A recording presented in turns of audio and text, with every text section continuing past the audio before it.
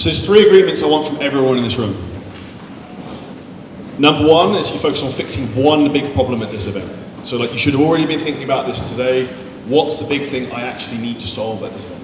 Is it I need to get better at making content? Is it I need to get better at sales? Is it I need to improve my mindset and I need to be around other people who are crushing it? Because that's one of the biggest things that broke my own limiting beliefs, is seeing other people physically in person, in the actual room, who are making shitloads of money. And we have a lot of people in here who are killing it, and I'm going to make some examples later on in a positive way.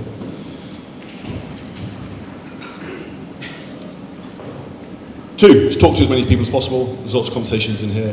There's going to be some homework you need to do at the end of this talk, and then tomorrow I want everyone to sit next to someone different. And then thirdly, stay open-minded. Now, what I want everyone to do for 30 seconds aside, and the person with the longest hair start first, talk to the person on your left, tell them what your big goal is you want to achieve in the next 6 months, until the end of 2024. Visualize them, because you can't hit a target you don't set. So this is a huge thing. So who am I? Lewis actually chose that photo. You know Arnold had like photos of men on his bedroom wall, that's Lewis has that on his bedroom wall. Katie told me. So who am I? So the relevance to everything in terms of why I have some context in terms of I can help you. When I was 18, I was a personal trainer. There's some people who aren't actually much older than this in the room. At one of the first gym groups in the UK in 2008 in Guildford. And I literally failed as a personal trainer. I did the Reps Level 3 course, I think Premier International at the time, and I had a few clients who really struggled and I fucking hated it. And probably a lot of people in this room would maybe look at someone like me and think that, oh, everything's been easy, you've crushed everything. I fucking sucked as a personal trainer. And there's a lot of people who are really successful as personal trainers in this room. Like, I failed. So I may have done really well online, but I failed at doing this. From there, I turned to an estate agent for my sins, so don't hate me. A lot of people don't like estate agents. We're not that bad. But I learned a lot of the core skills I have now from that experience in terms of management, leading teams, operations, sales, dealing with problems, because you get a lot of problems in that industry. And from there, I then actually built one of the largest high-ticket fitness businesses in the world. And this is going to be really, really interesting. We sold over $11 million of products online. Just bought my childhood dream car cash. Built the #1 mastermind for trainers in the world. And I found this in my phone yesterday, randomly when I was searching notes. And these are goals I set at the end of 2019. So this was the 19th of December 2019, day after my birthday. My birthday is 18th of December. I think I was buying the present this year. 25. And in terms of the goals I had here, my goal was to get up to making 50k a month. At the time we were running a low ticket product. Trying to make 50k a month from a low ticket product is like gun to the head. So that's, you don't know what you don't know, right? So for anyone who don't think it's a good idea. Reduce personal coaching clients from 100 to 20, because before this I actually had 200 at one point. And I'm showing this in the relevance of why goals are important to set. Because what my 12-month goal was, to increase the turnover of our fitness business to 7 figures a year, 83k. I wanted to make 20k a month personal income, reduce my personal coaching clients from 20 to 5 to 10, and I did all of that. The other 5 goals I had in terms of like 5-year goals, I wanted to build the biggest online fitness business in the world. We did really well, built a pretty big one. New bigger house, start a family, didn't do those yet. Let the fitness business run self-sufficient and move into business coaching and marketing. I couldn't even remember I set that goal in 2019, which is funny. And then 5, increase property portfolio, which is something I delve into with my background is property. Now, the reason I show this is why it's so important for everyone here to have really clear goals in terms of what you want to achieve in the next few years.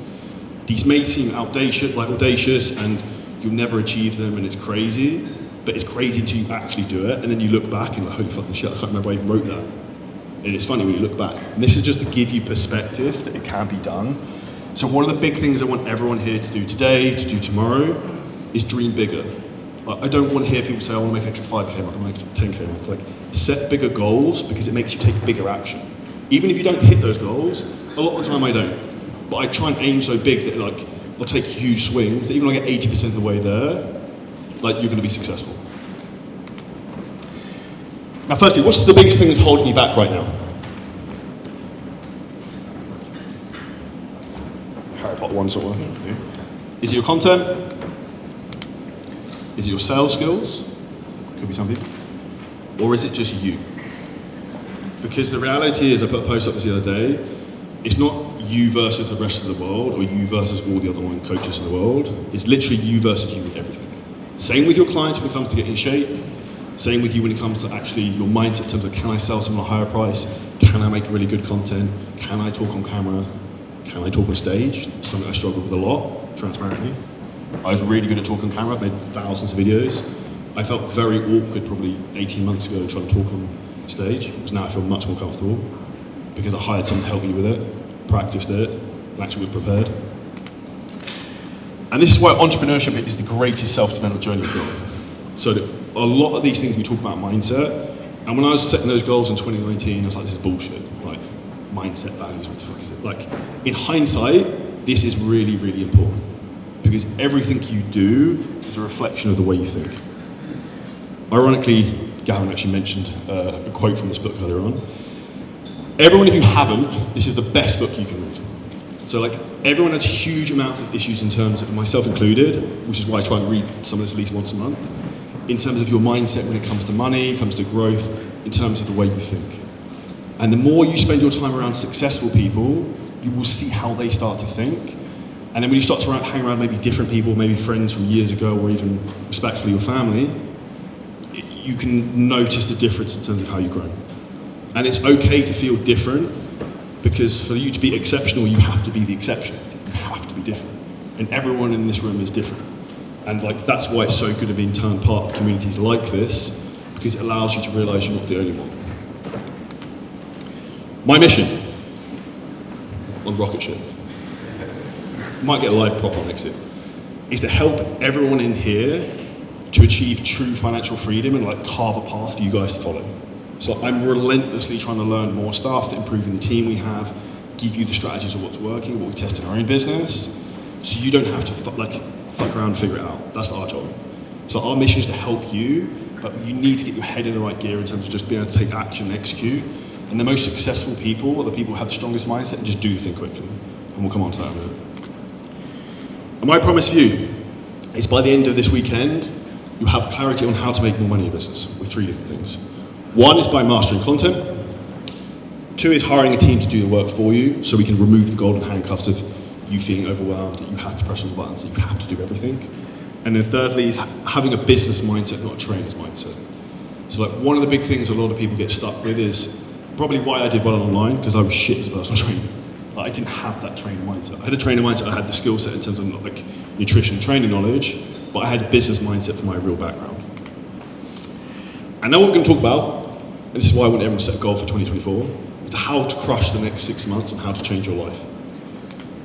Like, literally imagine right now, if you could take your family on vacation wherever you want to go. Like, parents, pay for the whole thing, fund their business class, do whatever. How would that feel? Pretty amazing, right? Imagine if you could retire your parents, like Harry Knight's, wherever he is, somewhere over there, it's like retired his mum. A couple other people, I think Itazi, you told me you retired your mum as well. Like, that's life-changing. And everyone in this room has the ability to change other people's lives around them. And this is why you have to be selfish to be selfless and make yourself the greatest version of yourself you can be, so you can help other people.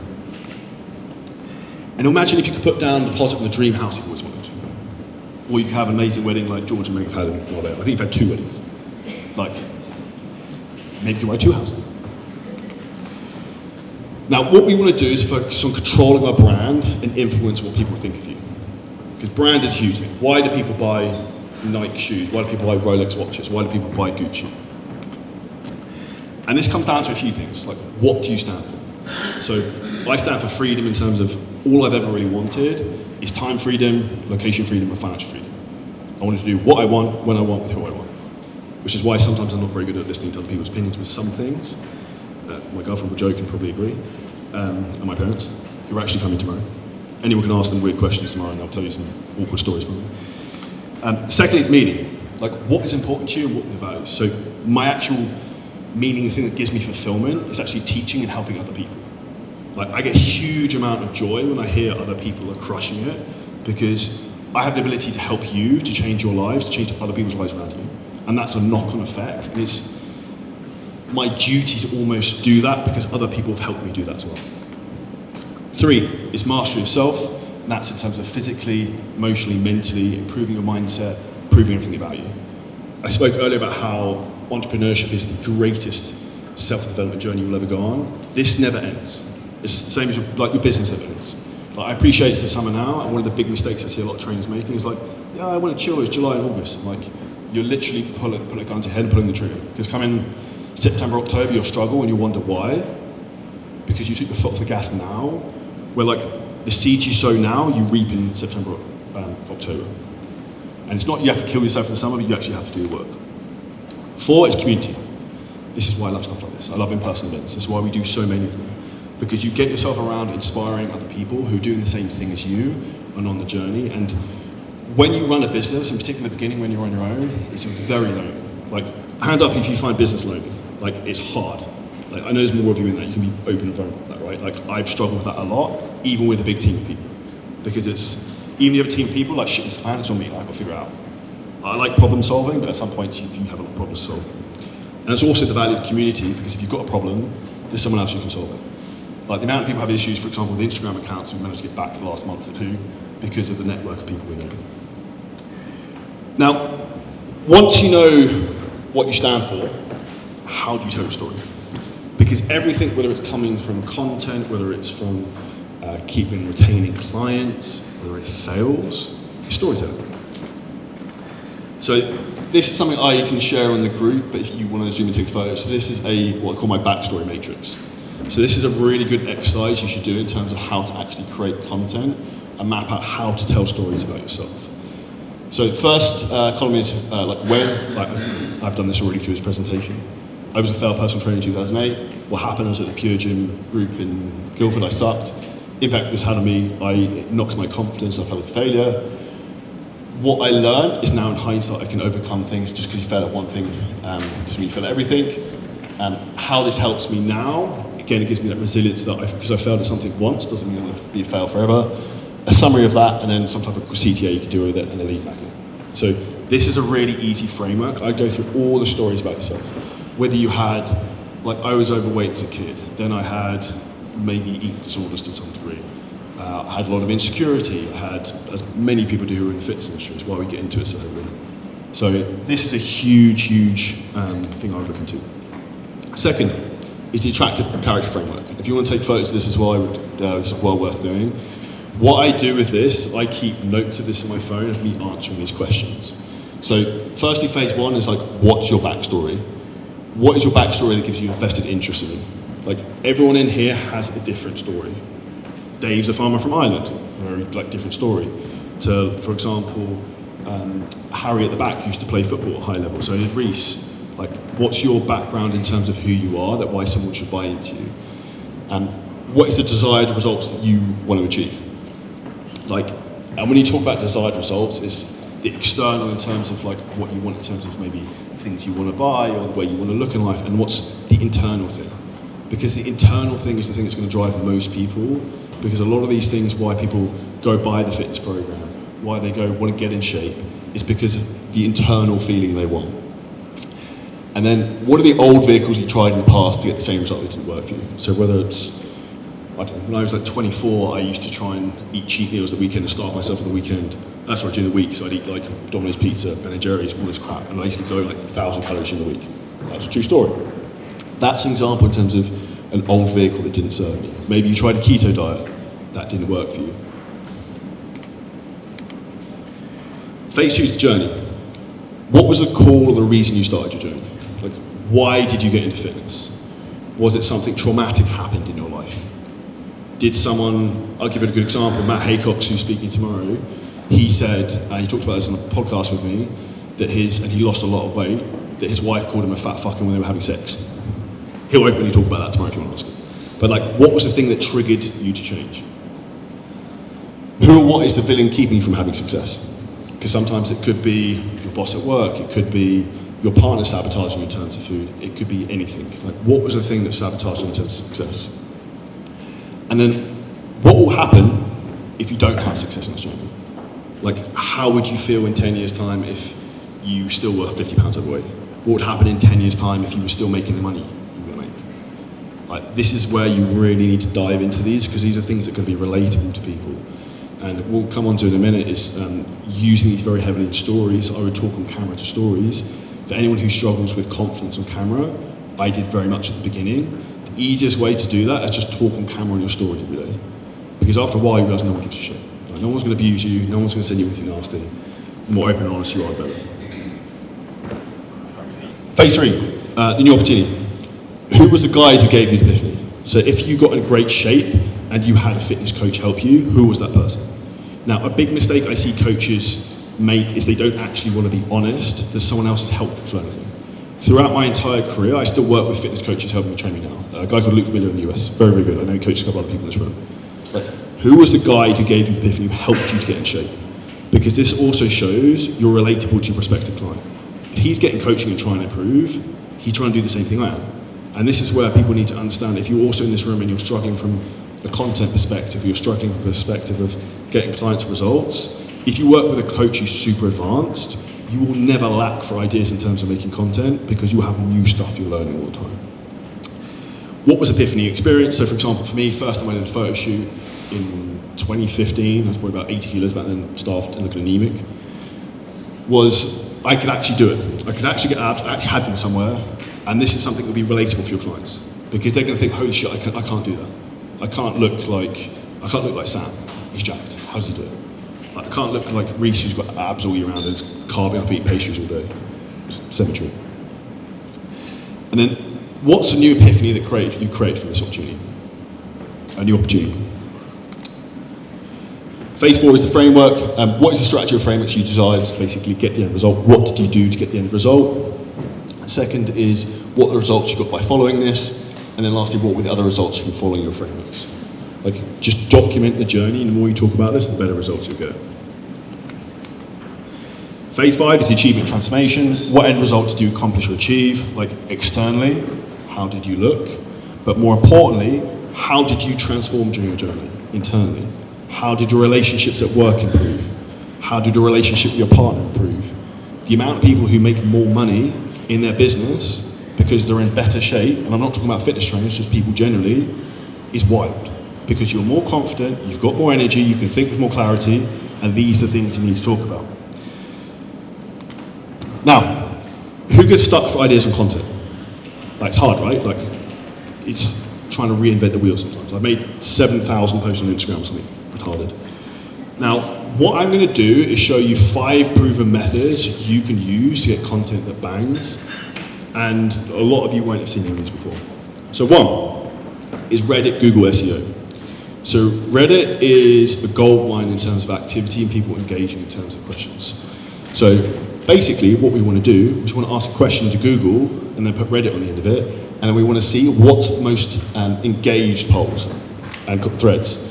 So for example, you can see up here some of these, which are 190 plus comments, 5,000 plus comments on men in their late 30s who lose belly fat. How? Question mark. So maybe that's a really good title for a video. It's got 5,000 comments and it's 6 months ago. There's obviously a lot of people interested in that. Let's see if there's anything else in there. All of these I would use as specific titles. You can use them in hooks of videos or just general subject matter. Second is core SEO. So core is like a search website. Again, you can put into there whatever title you want to test, and I would just try different variations. So like, again, identify who it is you want to help, what their problem is, and then just go through here. A huge thing I would say in terms of content, one of the biggest mistakes people are making is you're turning up and you're just winging it. And transparently, I've done that a lot in the past, but the days of that working are gone. The most important thing you can actually do is spend time planning your content. And I'd actually probably say it's like a 4 to 1 ratio in terms of you should spend 4 times as much time planning your content as actually filming it. Secondly, this is the best prompt you can put to ChatGPT for. What are 30 common misbeliefs in the fitness industry? Or change it specifically to like whatever it is you help with. So like, what are 30 common misbeliefs in managing the menopause? What are 30 common misbeliefs in low testosterone? Really, really easy video titles, like and thumbnails and hooks, and you can see how simple this is. This is helpful, guys. It's really like tactical stuff you can just implement. 4, TikTok SEO. So TikTok is a platform I'm not a huge fan of. However, from an SEO point of view, it's wild in terms of trying to find content you actually want to we want to recreate. Now, what we want to try and do is find content that has a proven concept that's actually getting traction. So for example, if you come into TikTok and you search fat loss tips for men, you hit the top 3 buttons on the right, it'll give you filters, and then you want to put sort by like count, and then past 3 months. And it will show you what's trending and what's getting the most views. And it gives you really easy content you can try and use for ideas or make your own versions of. 5 is Instagram also has SEO on Reels now.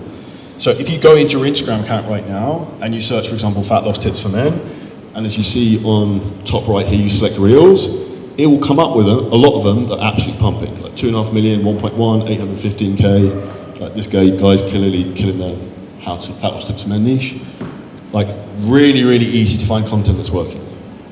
And this is when like we need to remove a lot of the guesswork, because if we're telling our own stories in terms of about ourselves or our content, and then we're also using video titles that are proven to work, provided the video quality is made well, this will be very easy.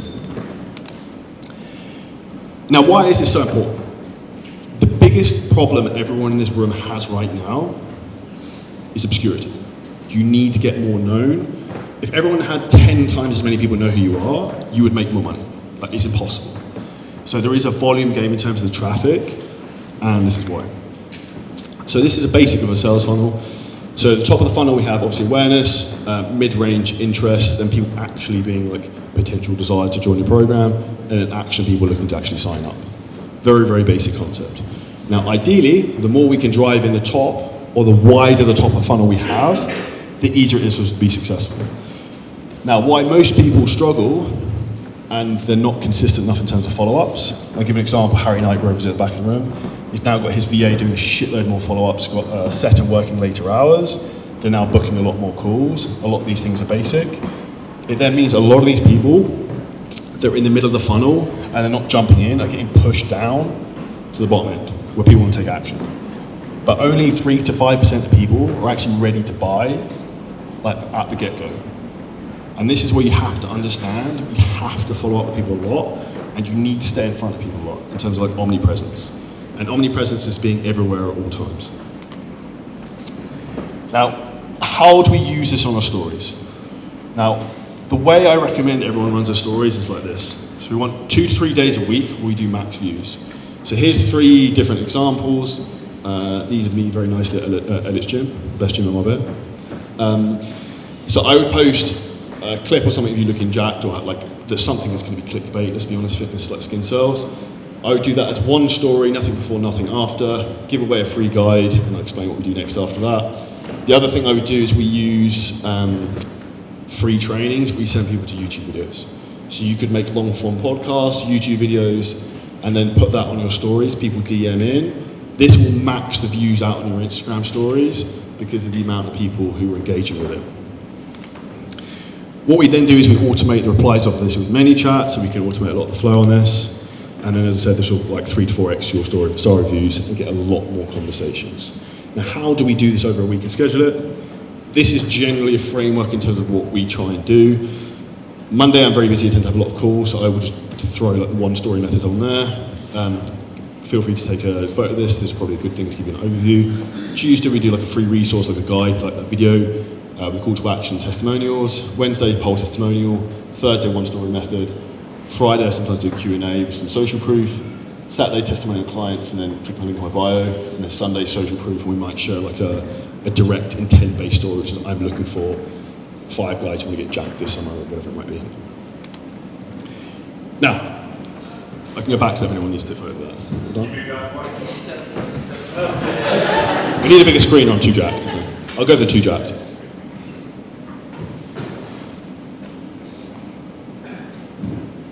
Got it? I can send the copy of the presentation around to everyone afterwards as well. Now, the quickest way for you to scale your personal brand and to create omnipresence is with a team.